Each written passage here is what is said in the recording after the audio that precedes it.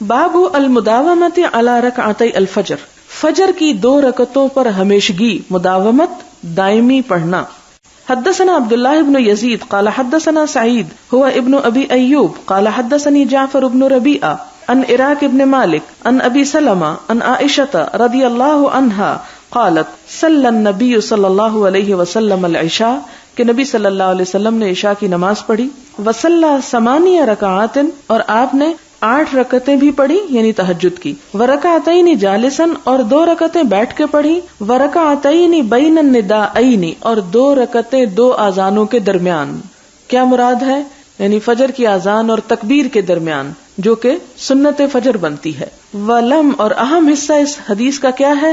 ولم یکن یدعوہما ابدا، کہ آپ صلی اللہ علیہ وسلم ان 2 رکعتوں کو کبھی بھی نہ چھوڑا کرتے تھے، نہ سفر میں نہ حضر میں، کسی بھی حال میں. اس سے کیا پتہ چلتا ہے کہ فرض کے بعد جو نماز بہت زیادہ اہم ہے وہ فجر کی 2 سنتیں ہیں.